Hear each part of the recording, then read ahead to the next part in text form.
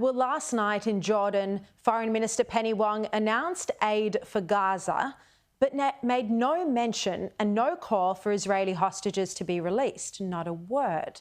The Foreign Minister prepared statements to the media about what she intended to raise in her meeting with the Jordanian Deputy Prime Minister. The pre-prepared statement was posted on the DFAT website just minutes after her press conference, and this is what it read. It said Australia is gravely concerned by the worsening humanitarian situation in Gaza. Australia continues to call for the safe and unimpeded humanitarian access to affected populations and further humanitarian pauses to enable the scaled-up delivery of aid, safe passage for civilians and the release of hostages. We are working with our international partners to ensure desperately needed food and other assistance reaches those who need it the most. So those are the statements posted to the DFAT website, yet here she was making nearly those same remarks, but curiously without the mention of the hostages. Have a look. Obviously, we face, there is a dire humanitarian crisis in Gaza. His Excellency mentioned the UN figures which show the number of people in Gaza who are starving and those at risk of starvation. So we have a role to play as Australia, and we can also continue to provide assistance from afar. Makes you wonder why Penny Wong failed to raise the release of the Israeli hostages while standing alongside the Jordanian Deputy Prime Minister. I mean, did she lack the courage to raise this important issue? She herself expressed solidarity with Israel and with hostage victims when she met with them and their family members in Jerusalem today. So why leave out this important point in the first major media address of the trip, and when in Jordan? Well, Shadow Minister for Defence Andrew Hastie joins me now. Andrew, what do you make of Penny Wong's approach to her trip to the Middle East, where she seems to be lecturing Israel when she's in Israel, but then doesn't raise the hostages when she speaks to members who are, on the other side? Good evening, Sharri. Well, this fits with the pattern of leadership or lack thereof that we've seen from the Albanese government since October 7th. As your viewers would know, the Parliament came together in October and passed a joint motion through the House and the Senate condemning the attacks.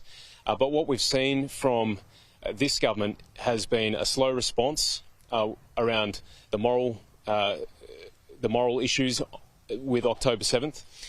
We've seen them slow to get to Israel itself. Penny Wong took a couple of months to get there.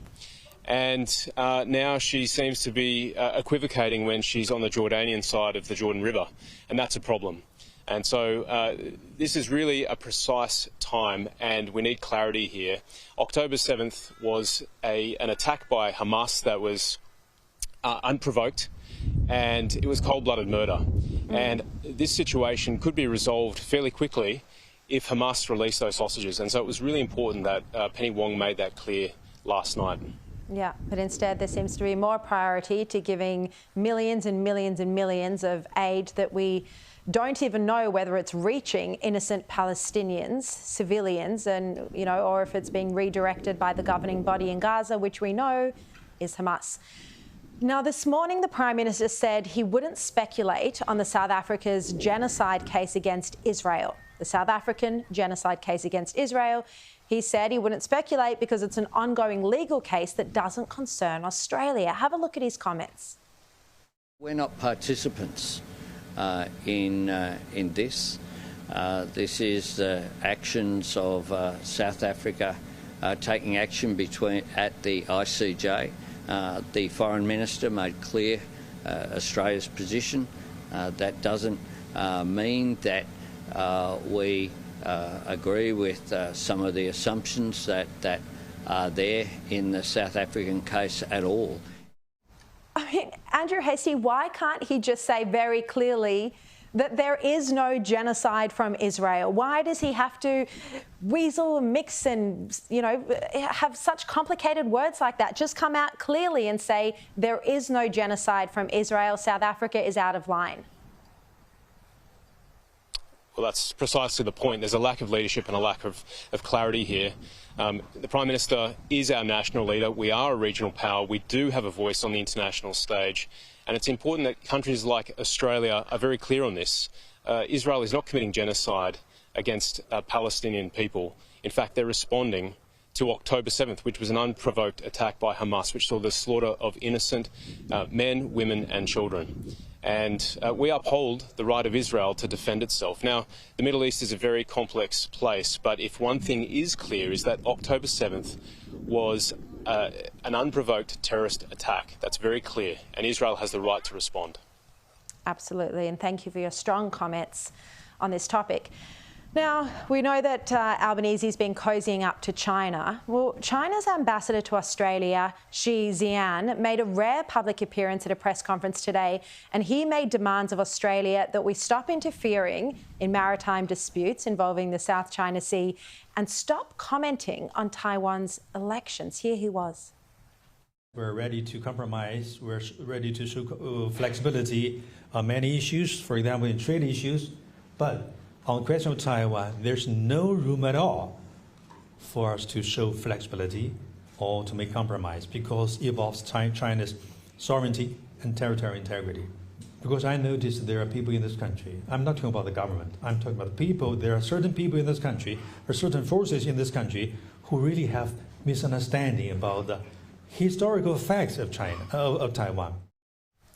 Well, another misunderstanding he spoke about was he denied there was any solar attack on Australian Navy personnel.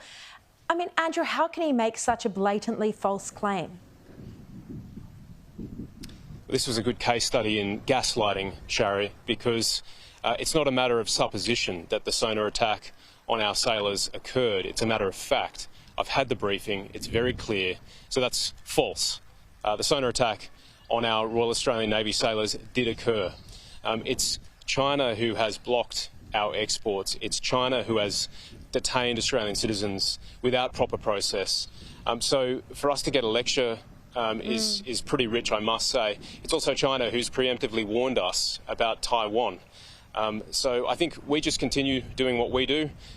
We're a friendly country. We want relationships with everyone, including China, but always from a position of strength.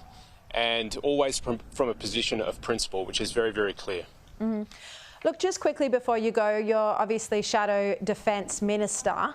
How concerned are you about the Australian government's response to helping our US allies with this conflict in the Red Sea and the Houthi rebels? Sharri, I think we've shown a lack of leadership here. For the last 30 years, we've always sent a naval vessel in support of counter-piracy or counter-terrorism operations in the Middle East. This government, the Albanese government, has broken with that tradition of 30 years. And so for us not to be doing the heavy lifting is, I think, pretty woeful. I just reflect on the US Navy SEALs, two of them who were lost last week, and they're still missing in the Gulf of Aden whilst doing an interdiction of missile componentry that was headed for Yemen from Iran to assist the Houthi rebels attacking our shipping and our shipping lanes. So we're not doing enough, and this happened whilst we still don't have those promised ADF personnel in Bahrain yet. So this government is weak, and they need to step up, and they're not doing their job in securing our interests. Yeah, denying in December to send a warship over there. Now, just yesterday, we find out that instead of tripling the number of Navy personnel, it's just 1 or 2 office workers who are over there in non-operational roles as well. And that's right, Sharri, and that's as the Navy is considering taking more of our frigates out of the water and putting them on the hard stand, reducing our overall capability, and again, making us a weaker country because hard power does matter, and that's why this government should be investing more in it, not cutting defence as they are or have been since they've come to power. Yeah.